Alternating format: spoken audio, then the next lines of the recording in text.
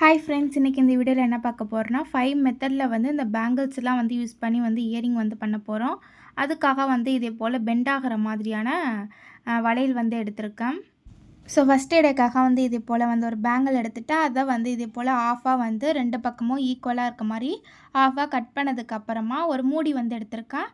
அந்த மூடியை இதே போல் வந்து ஒரு ரவுண்ட் ஷேப்பில் வந்து வளைச்சி விட்டுக்கிறேன். உங்களுக்கு எந்த சைஸ்க்காக வேணுமோ அந்த அளவுக்கு வந்து மூடி எடுத்துகிட்டு அதுக்கு ஏற்ற மாதிரி நீங்கள் வந்து இது போல் வளைச்சோம்னா ஒரு ரிங் ஷேப்பில் வந்து கிடைக்கும். அதுக்கப்புறமா இதில் வந்து பெயிண்ட் வேணும்னா வந்து அடித்து விட்டுக்கலாம்.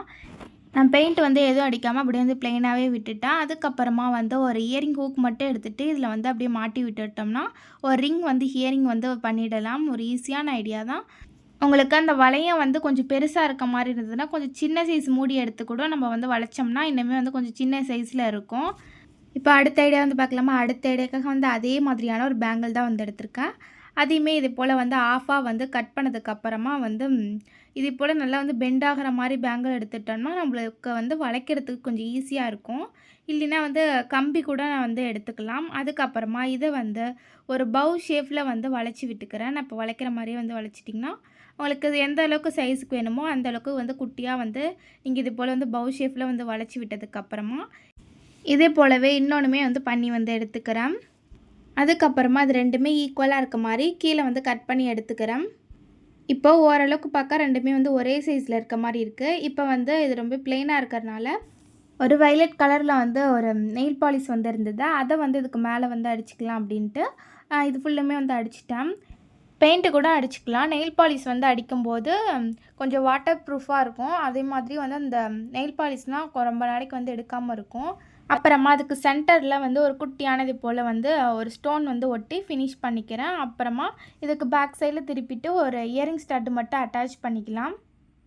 இப்போ நான் போட்டு காமிச்சிருக்கேன் பாருங்கள். அவ்வளோதான், ஒரு சிம்பிளான வந்து ஒரு ஸ்டட் இயரிங் வந்து பண்ணிடலாம். இப்போ வந்து அடுத்த ஐடியா பார்க்கலாமா? அடுத்த ஐடியாக்காக வந்து அதே பேங்கிள் தான் வந்து எடுத்திருக்கேன்.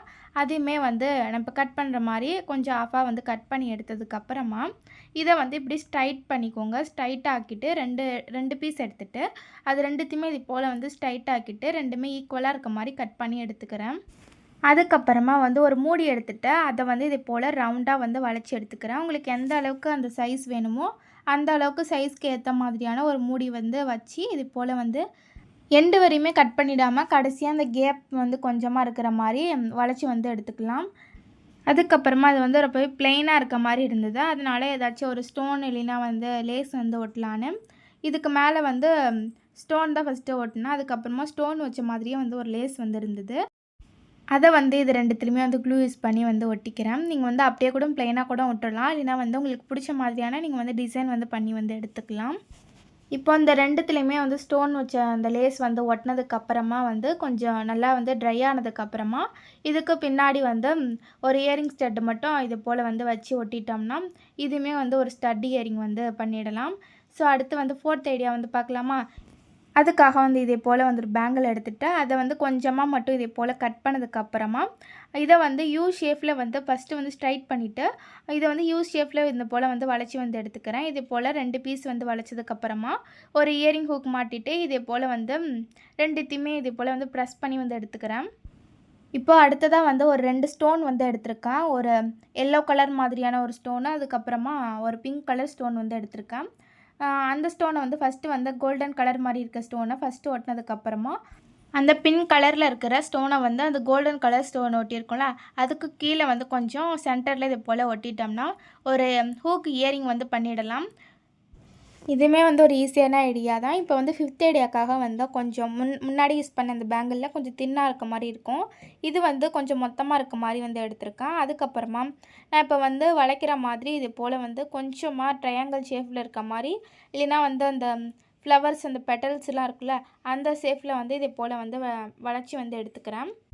இப்போ இதே போல் வந்து வளைச்சதுக்கப்புறமா ரெண்டுமே வந்து கொஞ்சம் ஈக்குவல் சைஸில் இருக்க மாதிரி வளைச்சதுக்கப்புறமா இந்த கோல்டன் கலர் அந்த ஸ்டோன் வச்ச லேஸை அந்த பேங்கிள் ஃபுல்லாக வந்து கவர் ஆகிற மாதிரி க்ளூ யூஸ் பண்ணி வந்து ஒட்டி விட்டுறேன்.